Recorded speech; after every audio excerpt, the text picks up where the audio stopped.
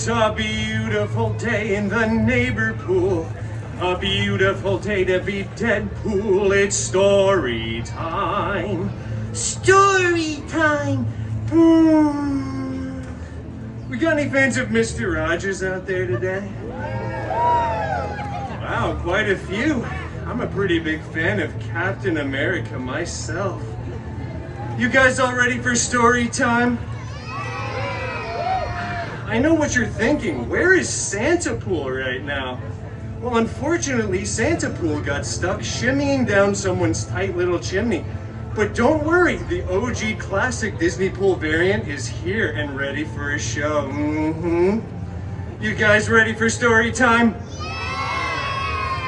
Yeah, don't worry, the standard edition still falls along the FCU category. That stands for Feige Cinematic Universe. I know, I'm still workshopping that acronym. I feel like there's just one too many letters, don't you? No? Anyway, today's story is a classic bedtime favorite. And it's pulled straight from the public domain, so we can't be sued. This one's called Little Red Deadpool. You see what I did there? Thank you, one person, for clapping. All right. Oh, thank you. You guys are a little late, but I appreciate it. Look at these adorable pictures, by the way. Look how cute Dogpool is. Thank you for saying aw. I scribbled all of these myself. I know I'm no Robert Liefeld, but at least I know how to draw feet, am I right? All right. Once upon a time. You know what? It just feels wrong when I'm doing it with myself. Why don't we all say it together, shall we? 3, 2, 1. Once upon a time. See, wasn't that fun and interactive? Well, anyway, upon that time, once, Little Red Deadpool set off to bring her sickly grandmama a delicious basket of churros. You see, Little Red's grandma lived alone. Not in a nice, clean, assisted living facility like what most Mimas are forced to live in against their will now. Little Red's grandma lived alone in a creepy cottage in the middle of an even creepier, desolate forest. Because what could go wrong? Oh, this seems dangerous, thought Little Red to herself. So naturally, she went into the forest anyway so that children could learn from her mistakes for hundreds of years. A real after-school special kind of cautionary tale. Well, anyway, Little Red skipped majestically throughout the forest, right past some exposition, before finally arriving at Grandmama's cottage. When she opened the door, she saw her grandmother lying down on a nice 4-poster, rich mahogany bed.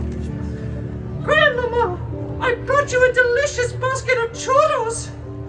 Grandma was looking pretty weird, freakish even, and it wasn't because of the weight loss drugs. No, it was not because of that. It was because Little Red's grandma was actually the big, bad wolvie in disguise. Ooh. Oh, this guy's scared. No, I saw you playing, sir. You did. Grandma, what blue eye contacts you have? They're Canon. Oh, and Grandmama, what a retro comic accurate costume you finally have! Shut up, bub. And Grandma, what big claws you have! Are those vibranium? No, they're unamanium. Shing! Wait a minute, Grandma's not Australian, huh?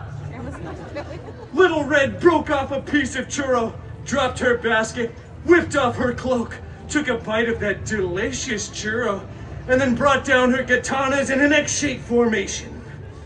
Not as an Easter egg, but more of just like a stylistic choice. Bring it on, Peanut! They action leaped at each other. Huge fight. It was awesome. They smashed through that rich mahogany bed, but no one got a splinter. Claws and katanas tore through the mattress, and there was CGI hay everywhere. Which, as you can imagine, is like 300,000 times more expensive than regular hay, but this is Disney, we like to go all out here.